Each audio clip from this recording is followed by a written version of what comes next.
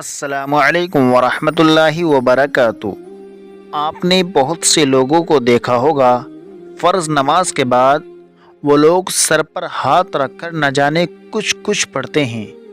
اب سوال یہ ہے کہ لوگ کیا پڑھتے ہیں اور فرض نماز کے بعد سر پر ہاتھ رکھ کر کیا پڑھا جاتا ہے اور کیا یہ پڑھنا صحیح ہے؟ اس بارے میں صحیح مسئلہ کیا ہے؟ آج کی ویڈیو میں انشاءاللہ اسی مسئلے کو ڈسکس کریں گے۔ دیکھیں، حضور صلی اللہ علیہ وسلم سے فرض نماز کے بعد صحیح حدیث کی روشنی میں بہت ساری چیزیں پڑھنا منقول ہے، جیسے آیت الکرسی اور فرض نماز کے بعد کی دعا، اسی طریقے سے چوتھا کلمہ۔ اب سوال یہ ہے کہ لوگ کیا پڑھتے ہیں اور حضور صلی اللہ علیہ وسلم سے کیا کوئی خاص دعا بھی پڑھنا منقول ہے؟ دیکھیے، کسی صحیح حدیث سے ثابت تو نہیں ہے کہ حضور صلی اللہ علیہ وسلم کوئی خاص دعا پڑھا کرتے تھے، لیکن طبرانی کی ایک حدیث کے اندر موجود ہے کہ آپ صلی اللہ علیہ وسلم سر پر ہاتھ رکھ کر یہ دعا پڑھا کرتے تھے: بسم اللہ الذی لا الہ الا هو الرحمن الرحیم اللہم اذہب عنی الہم والحزن۔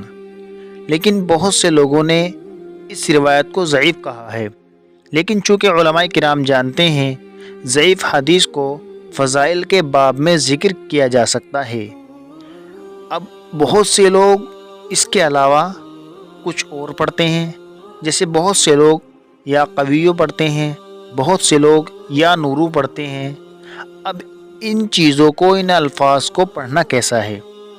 دیکھیے، اگر آپ ان چیزوں کو یعنی یا قویو یا نورو، اسی طریقے سے کوئی دوسرے الفاظ جو آپ صلی اللہ علیہ وسلم سے ثابت نہیں ہیں، اگر ان الفاظ کو کوئی پڑھتا ہے تو دیکھیے پڑھ سکتے ہیں، پڑھنے میں کوئی حرج نہیں ہے، کیونکہ ان کے معنی بہت اچھے ہیں۔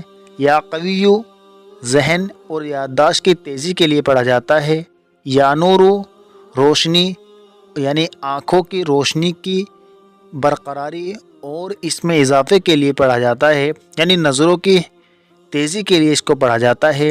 لیکن ان کے پڑھنے کو آپ سنت نہیں کہہ سکتے، کیونکہ یہ حضور صلی اللہ علیہ وسلم سے ثابت نہیں ہے، یہ صرف بزرگوں کے تجربات ہیں۔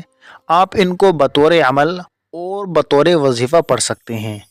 اس کے علاوہ اور بھی جو کچھ چیزیں ہیں جو لوگ اپنی طرف سے پڑھتے ہیں، ان کو آپ سنت سمجھ کر کے نہیں پڑھ سکتے، اور نہ ہی اس کے پڑھنے کو آپ سنت کہہ سکتے ہیں۔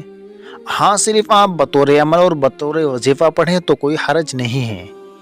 امید ہے کہ یہ آج کا مسئلہ آپ کا کلیئر ہو گیا ہوگا۔ اللہ پاک ہم سبھی کو دین کی صحیح سمجھ عطا فرمائے اور عمل کی توفیق بخشے۔ السلام علیکم ورحمۃ اللہ وبرکاتہ۔